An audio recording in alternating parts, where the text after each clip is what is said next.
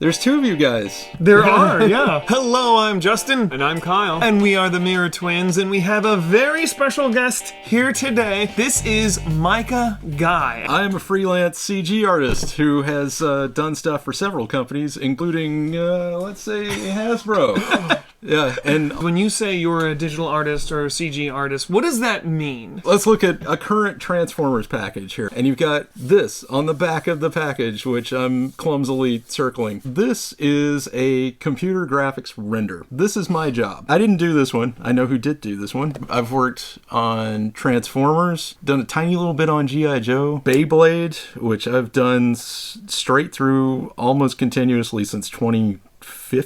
Done tons of Nerf. Nerf team is great. Oh, I did some stuff for the games department. I did like the Star Wars Monopoly set. What I and people like me are doing, we are running months ahead. I'm usually about 9 months ahead of the actual product on the shelves. Before anything has been completely finalized, if they have CAD, as in like computer models for any of these things, they'll hand it off to us. Then I would go through and I would make it look like the real object through set up lighting, set up materials, make sure it looks like actual plastic instead of weird glossy like 1994 reboot models. And the most fun was like for Transformers, I got to actually transform it because at the start they'd only give us one model and it would just be in vehicle mode. They sent a picture along that would be like, oh, here's what the robot mode looks like. Okay, you guys figure it out. And nobody else in the studio that I worked at the time wanted to touch it. So you had to move the pieces in CAD. I had to build an actual animation rig for every one of these things to get it to animate properly to go from robot to vehicle and back. How long did that take? I'm generally pretty fast about that, so it usually be about a day, unless it was something from the movie. And then everybody just kind of cried a little. So why did you have to transform it? If you only need pictures of it in robot and vehicle mode, what was the point of that? I had to get it to robot mode. Oh, they didn't send it to you in robot? They didn't send a robot mode. They just sent a vehicle. So to recap, just so everyone understands, the pictures on the back of these that you may think is an actual picture of it is not. Micah and people like him create these from low-res, sometimes uncolored. Well, it's not even, res doesn't even come into it. It's just polycount or nerds or something like that. Depends on what program we got it out of at the time, which I'm not going to bore you with the technical details on that one. But I'm speaking in terms of about let's say the latest I dealt with Transformers was about 2015, 2016. And they would send us a SolidWorks file and it would just be the vehicle. And they'd send us the deco sheet that had the robot mode and the vehicle. And they're like, just figure it out. Eventually, they started sending files for both. And I'm like, I've already got a process here. I'll just make it transform. And we would mock up little animations and send it their way. And every now and then that would turn into something else. So just to further explain, so he creates these... he creates the final product. The renders. The renders. And poses them and makes them look pretty and comes up with the lighting all digitally. Yeah. Above all else, it needs to be realistic. It has to look like the product in the box. So I'm going to ask you a potentially stupid question. Okay. Why don't they take pictures of the toy? Because they don't exist yet. The toys, that's an excellent reason. the toys do not exist yet. All they have is maybe 3D printed gray models. When I very first started touching some of these things all the way back in 2012, 2013, they had models that weren't even 3D printed. We have a resin model that we sort of hand cast off of something that somebody's carved. And you said it's about 9 months before the toy comes out. Or longer, yeah. Okay. Yeah, we are running way ahead of time. The shortest turnaround time I think I've ever had on any project is maybe about 5 months. A lot of the engineers, they said it takes about 1.5 years to go from drawing to product. To fit into their timeline. So I'm probably about in the halfway point. They haven't gotten any 3D printed models. They haven't gotten any test shots, any engineering pilots, anything like that. I'm just surprised to hear that they're starting the packaging that early. Because I thought the packaging, I assumed, I guess incorrectly, that the packaging was one of the last things they do. Well, it is one of the last things they do. but last is still in a very wide timeline. Okay, I see. Occasionally you'll get a model that isn't finished yet. Way back when I was dealing with Transformers, that only happened once. A Bumblebee came in without a face, and me and another coworker of mine, we had to figure out how to sculpt this face and then get it integrated in. And then our renders had a face that we sculpted based on their concept art, because the turnaround was just that tight, where it was like Hasbro's going, we have this deadline with the printers, you have to meet this, we can't delay it, there's a launch for this product line happening. They did kind of ask for that 3D file and go like, yeah, we'll clean it up some, but we'd really like to get that. How often does that happen? And why did it happen? Why did they send you something that wasn't even complete? Because it was just that behind in the processing. Usually it happens because of sort of management shakeups or something. It happens at every large corporation. They'll start on one project. New management comes in, prioritizes another project. That other one gets forgotten until someone pops up and goes, hey, wasn't this due at the factory? And then they go into a panic. And then they're like, we got to get that thing sorted out. Oh my God, you guys, we gotta get this done. To be clear, you don't work for Hasbro. You're an independent contractor. Yeah, I'm self-employed and I'm a contractor. They don't have an in-house rendering person. They did for a little while, and it kind of sounds like it was way too much work for the department they built. I actually have multiple clients. Hasbro is just the one that I like to talk about working with. Right. It's the most fun to talk about. It's toys, and you're a collector. Yeah. Micah is a huge Transformer collector himself. I hide my shame in a room down in the bottom of my house. It's not shame, wear it proud. No. Well, you have a huge collection of Beyblades too, right? No, I have one Beyblade that I have only because I needed to check the materials for when I was doing all the Beyblades. And you said of all the Hasbro products, that's what you worked with the most and the longest. Continuously, yeah. That one in Nerf, but Beyblade I've touched almost every single part of every package in some way or another. I'm there somewhere. Is the process similar to they send you the CAD model and then you have to pretty it up and make it look like the concept? Yeah, and sometimes there's a little leeway there where it's another case where it's super rare where they're like, hey, do you think this is actually going to work? And then I'll show them a mock-up and I'll go like, no. Let's not do that. And then you can kind of toss some ideas out there and they'll go like, yeah, we'll take that one. So if we could just ditch that other one from your invoice and get this new one in instead. I'm like, how many do you usually send them? 2 or 3 or more than that? Depends.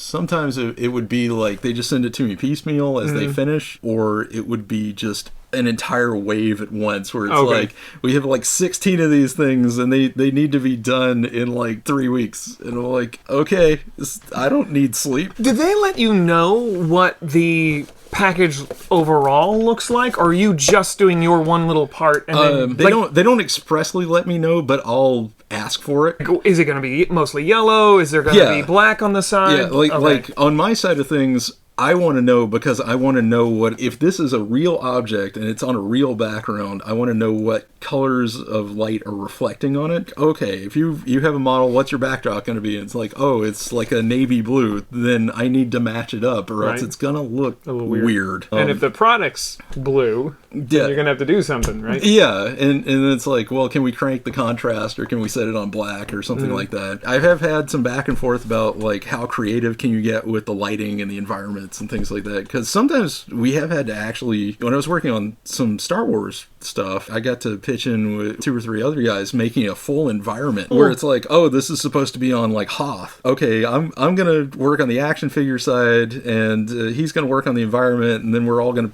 get together and figure out how the lighting's gonna work when everything's in the scene. That kind of stuff's great because you have a lot of leeway to work with. You can sort of define the direction in which the project travels. You can kind of tell the client what they want, which is always liberating. It's always great when a client has no idea what they want, because then you can play with it. Yes. I've always been pretty good about that in general. Was there ever a time or an issue where you had to take a picture of an actual product? Yes. In the very early days of Nerf, when I first started touching Nerf, we did have to bring in and local child actors and stuff to actually be on a big white wall. They would send us prototype guns. They never wanted them back because apparently they had more. Apparently. Yeah. They're waiting for the Nerf apocalypse. Yeah. You'd have your child actor like holding whatever the gun is on the white wall. And then it was, okay, here's the CAD when it gets finished up like 2 or 3 months later. Place that over the photos that you have composited in. Really? And then make the lighting match, which still happens a little bit to this day. Usually on their side, on Hasbro's side of things, they're taking the photography in-house now. Why do they have to do this? Because the model they sent for the live picture doesn't match the actual finished product? Or they'll just pick the closest sized like blaster, where it'll be like, oh, we have this thing that only shoots 2 darts, and you'll have a kid that'll have like just a handle from another Nerf gun, and he's going like, yeah, with nothing in his hand, and you're just going to replace it out. More common is that they'll have like a 3D printed just sort of mock-up, which isn't functional. It just looks kind of like the thing, you know, as close as they can get, and then you have to overlay the real deal on top of it. Were you there actually taking the picture and giving the kids direction, or was that another person? No, that was my mentor for quite a long time. Was the photographer for most of those things, because he's been a photographer since like the 90s. He just switched over to CG on a whim after he taught himself how to do like retouching in Photoshop, and then he's like, I'm gonna put in 3D backgrounds on these things, and just got into it whole hog at one Wow. So you're a Transformer fan in real life, but as far as actually work, what was your favorite thing to work on? I can't specifically tell you what it is. Oh, but NDAs. Yeah, it falls under an NDA, but it's a Star Wars thing that I am super proud of. We'll see in when? How long? You've already seen it. It's just still in that NDA scope. Oh, okay, Yeah, okay. For those of you who don't know, NDA is a non-disclosure agreement. He cannot talk about anything that's present to 3 years ago? 5. Five. 5 years ago. So we can't talk about anything. I will tell you, it's Pedro Pascal related. We asked him, could you bring some examples of your work? And you told me... Just go to the Target toy aisle.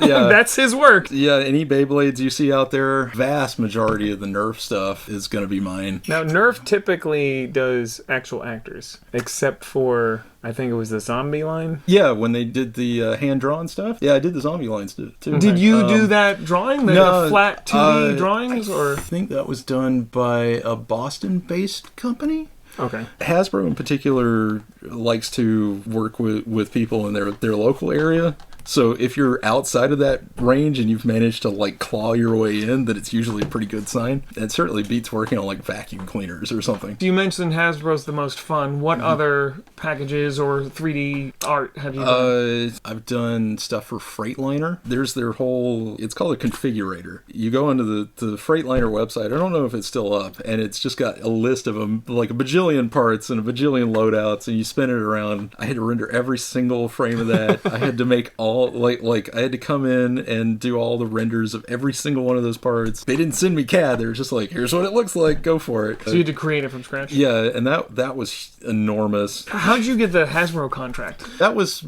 pre-existing. I was working at a studio that already had that contract. It was really funny how I personally got involved with it, because I didn't make it known. Like that you were a fan? Yeah, I'd finished grad school. My graduate degree is actually in like computer animation. There's a whole bunch of people I know that work at like ILM and Pixar and DreamWorks and all that stuff. I had freelanced for a year doing like model work, like building models to hand off to people to do stuff. Then I was like, I want to do something better than this, and I just sort of shotgunned out resumes to everybody. Like, I didn't care where I was going. I sent stuff all the way to like Singapore, and I got an answer from a studio that day that was like, can you be in Atlanta tomorrow in the morning at 8 o'clock? I said yes, and I was in another state. And so I ended up commuting back and forth from South Carolina to Atlanta for 6 months, I think. They'd already worked on Star Wars, but they were primarily doing like automotive work. They were doing like automotive and construction, like Caterpillar. They had Hasbro, and the Nerf stuff would be the smaller contracts. They got the shot at Transformers. Nobody wanted to work on it because of the reason I already cited, where they'd send it and then it's like, oh, you've got to transform the thing. It's like, oh man, I'm not doing that. Coming in as the like grunt at the time, I'm like, I'll do it. I got pulled into like meetings and stuff because I'm the only one who knows what I'm looking at. I was just the only one in the meetings for the longest time. They're like, yeah, you got a call from the Transformers guys. I'm like, okay, cool. If they're sending that to an artist, they already know they want a robot and a vehicle. Well, eventually, why wouldn't they send you both? Eventually, they did kind of catch on. Oh, another thing that I should point out is a lot of stuff gets canceled. One of the upsides and also downsides of the modern age of design is if you take something all the way to the CAD stage, up until you're making like 3D printed models, you can still kill it dead. Yes. It's not like the 80s where, oh, we've drawn up plans and now we've carved this model. Well, we already spent the money on that. Right. Might You have as well to produce it. Yeah. They say that about the movie industry. It doesn't matter what the production company is, the movie, the actors involved. You are not 100% sure that that movie is going to happen. Until it's happening. Until the film starts rolling. And even then, there's instances of they shut it down. Yeah. Or the movie will never come out. Just like Batgirl. Yes. Yeah. The whole movie's finished. All they needed was the special effects. When we talked to Luke, he was telling us that there are several writers who make a living writing, doing nothing else, and has never had a produced script. Not one. Yeah, I've heard that from one of my best friends is also a screenwriter that just recently came back from LA, and he's told me the same thing. That's like, yeah, 90% of the scripts you write are just going to sit on a shelf, but you got paid for them. And it's kind of the same thing here, where I've had like 2 entire lines that came in, and we went all the way to the end of our side of things, and then they were like, last wave didn't sell so well, we're killing this one. Do you remember the Construct Bots line? It was kind of Lego combined with Transformers, where you put together. I did the box art for all of those. Hold on. Oh god, it's my most shameful work.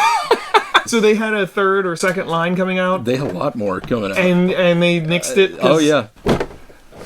That is my work. Oh, we do have an example of your stuff. Literally my work. Front There and it back, is. both sides. So you did the front This one's way better. and the back. Oh, I did that one too. And this one was done by a guy who was in for about a month, and then he got fired. It looks totally different. Yeah. You can tell. Look at the lighting. I did that one. I did all of these except for that one. Okay, let's put that one back then. Yeah. So why did these not sell well? When they first came out, I was super excited for them. I bought all of the stuff because it was my earliest Transformers work. I've since sold all of them off. You don't get discounts? You don't get any additional perks? No, well, if the toy doesn't exist yet, they can't send you anything. I do have a prototype Kylo Ren lightsaber that I love dearly. These are all my earliest, worst work.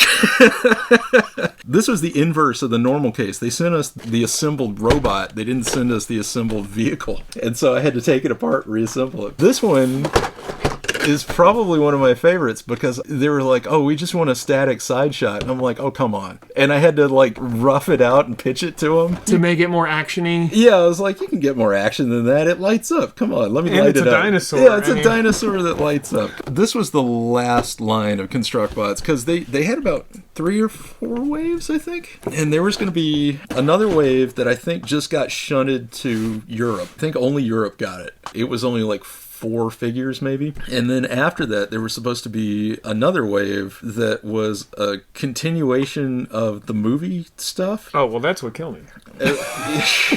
Then it was going to segue into 2015 Robots in Disguise. Okay. And we did the whole wave for Robots in Disguise, all of it, to the teeny tiny ones to that size. And they killed it dead. Yeah, it's just no, that's not going to happen. I'm sure there's probably only, I don't know, maybe 30 people who have seen those things at this point. Speaking of Robots in Disguise, they didn't cut that line short or anything, but they had a sub-line that they were going to do. Originally, I think it was supposed to be a store exclusive, like Walmart or Target. Oh, God, the name was so bad. It was the Legends line. It was called LOL Legends. It was the Legends figures, and they had little add-on parts that were goofy things, like Bumblebee now has a flying V guitar. Thermidor, the lobster guy, had a microphone, but it only fits his giant lobster hands. and speakers. Fix it. There was one where he has like a Blues Brothers hat with glasses and a wig, and it's all one piece that just pops on. So that line got way deep into production. Oh, and they actually had resin models of those. And then they killed it. They said, what are we thinking? They Came to had, their senses. they had 3D printed models of those, and it went the way of the old like Universe horror cons, if you know what those where it was like the 4-figure line that Walmart wanted, and then Walmart overordered everything back in like 04 or 03. Yeah. And who thought this was a good idea? I don't know. We got to get those young kids and their Instatubes and their face probes. Those facey spaces. There was a G.I. Joe line that got the axe before it even got off the ground. This one is not one that I directly worked on, but the story's still good. G.I. Joe Retaliation, the studio I was working with, did the painted box graphics. Mm-hmm. Like the actual like pose. When you see that like Storm Shadow from that where he's got like the cross swords, we did that. And there's 2 shots in there. There's the Bruce Willis like Joe Colton one where it's like Bruce Willis's usual uninterested face and he's stuck on like this buffed out body. That was at the request of his people. There's like actual shots of him just standing around and they look fine. I've seen them where he's just standing around looking gruff like Bruce Willis does. His publicity guys were like, no, you can't use this. And we're like, what do you want us to do? Put him on Arnold Schwarzenegger's body. Oh no, that's what we did, more or less. I say we, but I wasn't directly involved in this one. So they didn't want you to use it because he didn't look buff enough? Yeah, they were like, oh, he's tired. He was just tired that day. His muscles deflated. Oh wait, no, he wasn't the tired one. That was The Rock. But for Bruce Willis, his publicity people didn't want that. People over me at the studio put out a posting at the local gym that was nearby, and they just brought in a bodybuilder for the day, and he is both Bruce Willis and The Rock. On that packaging, it's the same guy. They just popped his head off. The Rock wasn't buff enough? They had the fully finished graphics, like all this. It takes significantly longer to do a paint over of something than it does to just render it out or take the photography. We sent the graphics over to his people at Paramount for approval. No. Yeah, he's saying he was tired that day. If he could just really do this, and this. Give him a completely different body. That's what happened. Give him a spray tan so so it's The Rock's head and Bruce Willis's head plopped on the same guy. They used the same guy for both people. It's just the only difference is how hard he flexed between one or the other. The industry secrets. I love this. Oh my god. By the way, Micah didn't know we knew Luke, and he's a huge horror movie fan as well. So that was like a weird love that Hellraiser reboot quite a bit. Oh, awesome. Me and all my friends, more or less, we were all texting back and forth the day that came out. I let Luke know, and he said, oh, that's flattering. That guy's in deep because no one knows the writers. Luke talked about Segway, how sometimes the money people, the people who actually own the product, give you like ridiculous demands or ask for really silly things that don't make any sense. Does that happen to you on your side? It depends on who I'm dealing with. The nice thing about Hasbro is they've done this for so long now. They've done it for at least a decade because they only switched to CAD in 2006. What did they do before? Paper, resin, wood carving. Yeah. Really? Yeah. Here's a piece of stone. Chisel it away. The cheap, like, 3D printing didn't exist yet. Like, on the Japanese side, on the Takara side, they're still doing things in pen and paper a lot of the time. Yeah. And then they have their sort of core of engineers that translate it all. There was a space there towards the beginning where we got to move real fast and get this done, and they don't understand how long it actually takes to get these things done. And they'll sometimes, there will be a disconnect between marketing, packaging, and design, where marketing's like, make this look super dynamic, and I'll be like, okay, but the toy can only do this. That was, again, in like 2014, 2015, with the Robots in Disguise line. There were ones where the figure can only basically just stand there with its arms because it was like an auto-transforming thing. It's like, how dynamic can you make it? I'm like, I can move the forearm. I can make it look like a really cool building. If I put the camera down here, it looks monumental. It's like, no, let's not do that. Or Construct Bots, they would have like, okay, give us your best action pose, and I give them a spread, and it's like, okay, we want the head turned towards the camera. Like, the head doesn't turn. And they're like, what? The actual toy, the toy that will exist. Yeah, like I'm looking at the CAD and I can see exactly what every joint does and the range it has, and I'm like, your toy doesn't do the thing you think it does. What do you say to that? At the time, I was just like, in the interest of getting it done, I said, okay. As I moved on, I stopped because I'm like, eventually this is going to turn into like a legal issue. False advertising. Yeah. If you don't trust me on it, just ask your engineers and they'll go talk to them. CAD is computer assisted drawing. That is literally what is being sent to the factory to cut those molds to make those toys. So it has to be exact. So the joints are all real. There's nothing that exists on the CAD that won't exist on the real the toy. only thing that is not on the CAD that you need to add in is something they need to pull from a third party, which would be like screws, rubber, even the tires. It's super rare that rubber tires ever show up on anything anymore, but they'll still have it sculpted in because they got to cut molds for it. Even electronics will be in there. The whole like printed circuit board will still be in there because that part of that CAD is being handed off to a factory somewhere to do this thing. So it's all in there except for the screws and the pins. I'm thinking of some of the smaller toys that they're coming out recently, and they showed the back of the packages. The Dinobots, they don't have elbows. Yeah. So they're trying to pose them really cool, but they don't have elbows. It kind of runs the gamut because every now and then I'd have like a preschool project come in and they'll go like, oh, how dynamic can you get the shot? And I'm like, well, I can get it this dynamic or this dynamic. And the way I kind of overcome that problem of limited joints, limited articulation, is I will just shotgun out like 8 poses. Okay. And I'll give it to them from like different camera angles any way I can get it. You pick one and then they'll usually go with it. Yeah. It tends to work a lot better than like, okay, here's our starting pose. And they're like, okay, move that arm. No, move this arm. Right. Now move that head. Since you've been doing it for a while for the same company, is there a point where they just kind of trust you? Yeah, actually. Okay. Like Bayblade was definitely at that point where they didn't ask you, they just accepted what you said. It was great. It would be like, okay, we have 3 scenes that have to be showcased on the box. Here's what we're calling them. Here's what marketing kind of wants. And it's not like what marketing wants them to be. It's sort of like, here's what they wanted to convey. And then they're like, well, we'll see you next Friday. Being a toy collector and fan yourself, doing the work that you do, this must be so exciting because you get to see stuff way before it ever comes out. Yeah, and it's kind of frustrating because now there's a certain amount of anxiety where it's like, I don't know if this is going to come out. It doesn't happen terribly often, but every now and then I'll see something that's just so weird that I'm like, I would love this. It's not going to happen. I had that happen on like Star Wars at one point too, where I was like, there's no way Lucasfilm is going to let this happen. And they didn't. I don't even remember all that well what it was. I had a question about the packaging. How many artists are involved in making a box? Because you have this, you have what you do, and then you have all the graphics people. So how many people are involved besides physically making the box? Well, and even me, it's not just me alone. It'll be me and, I'll have a retoucher in on that one because my final renders just on their own are not going to be perfect. And there'll be color correction, all sorts of things. You'll have your actual packaging designer who's going to be doing a lot of these graphics and a lot of the layout. 1 to 2 people, maybe 3 working on the back renders. This is usually Marcelo Monterrey. There's a company down in Austin, Texas that does a lot of these too. If it's just Marcelo, then it's just going to be him. It's just him all on his own. If it's another design house, that it could be several. It could be someone doing the actual line drawing, someone following that up with the color and the inks. This is going to be your stock art. That's the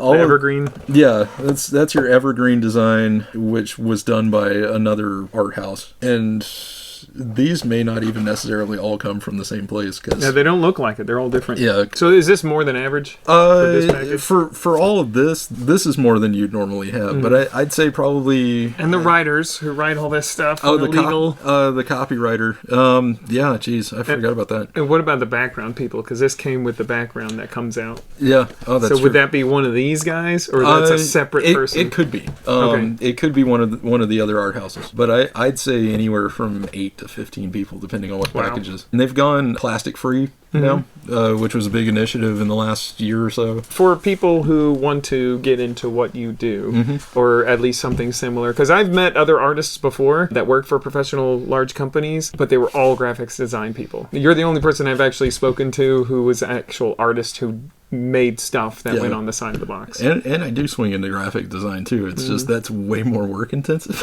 Okay. It is? More than 3D art? It is for me at this point in my life. Really? Yeah, like just in terms of time consumption versus what I get paid, like it's just not feasible for me. It pays much more to be on the CG side of things. Why does graphic design take so much time? Usually it's just because the changes from like a client are that much more specific and minute. And so it's just a constant back and forth? Yeah, you don't get to direct. For the CG work, I get to basically direct my own workflow. I don't get that opportunity with the graphic design part. Also, for whatever reason, people seem to pay less when it's 2D. Oh, you don't have to pay for that extra D. Yeah. It's missing a whole dimension. There's a whole dimension that is not there.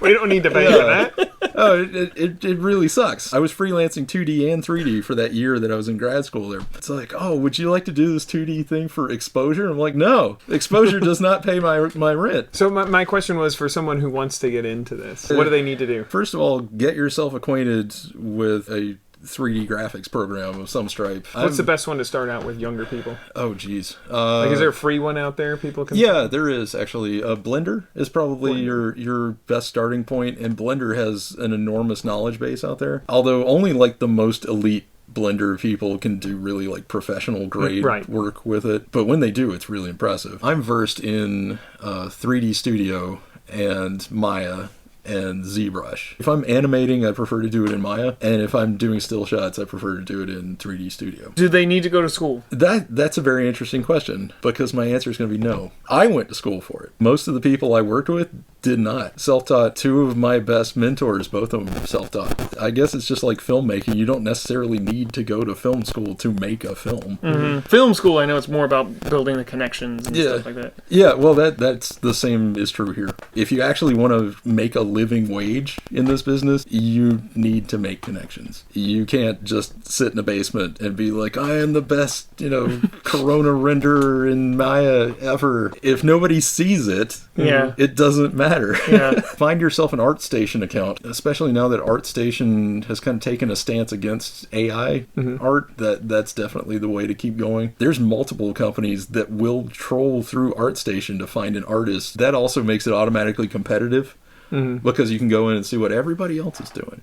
Everybody I know is on there across the spectrum from amateur to professional. They're all there. Like, they may not be under their own names. It's all out there, and you can compare. And 9 times out of 10, if you just ask, like, oh, how did you do this? Someone will probably just tell you. The AI stuff has spooked a lot of people. Friends of mine and a lot of, like, automotive renderers in particular, really watching it. This could be real bad if a corporation gets like an AI engine, like, oh, they just type in, I want a Chevy in a desert or something, and it just spits out the image and you don't need any skill anymore. So you said ArtStation doesn't allow AI. How can they tell? They allow AI, but it has to be, it's basically kind of cordoned off because they had a mutiny, more or less, like when the first sort of AI artist showed up, then their whole front page was just circle with a slash through it, no AI, and it was their whole front page was all these accounts just with that image, and so they had to do something about it or they were going to have a mass exodus. But some of them are good enough where it'd be hard to tell. Well, if you got an eye for it, you can see it, and usually the giveaway is a hand. I've seen that, yes. The hand looks weird. It can't do hands very because well. In reality, all it's doing is a remix of anywhere from 20 to like 1,000 images, and whatever hand it had in that original shape in that image, it's all gonna mesh together. Yeah. And sometimes that ends up with, oh, I found these 4 hands that all are going in this position, and it'll be like 7 fingers on one hand. Yes, and there's something else about hair, like the ends of hair. There's something weird that there's certain tails. Eyes too. And eyes are certain tails, well, but it will eventually get to where it's going to get harder and harder to tell. Yeah, everybody's kind of watching it. Well, and there's some court cases pending too that may tamp down some of that. Yeah, I know there was one case that was just lost regarding an AI artist. She tried to copyright a comic book that was entirely AI generated. They initially granted the copyright, and then they were like, wait, we went and looked up this AI thing. No. They said the images themselves, being a conglomeration of other existing images, cannot be copywritten. Right. The text, however, is yours. Congratulations, you have a copyright on the text in that comic book, but the rest of it cannot be copywritten. So that's set a precedent already. I know there's at least like 2 or 3 other cases pending, because there's a lot of people going, hey, you scraped all of our stuff, like you collected all of our stuff, we're not getting anything from this. Do those AIs generated images have a log of which pictures they used? Is there some way to go back and say, hey, that's my piece of mine, that's his piece of his, that's her piece of hers? As far as I know, not publicly, but I assume internally they've got them. Okay. I mean, it's got to be collecting from somewhere, and it's got to quantify and categorize that somehow. I'm just wondering, like, these YouTube people that have an AI-generated blah, blah, image. blah, dark fantasy.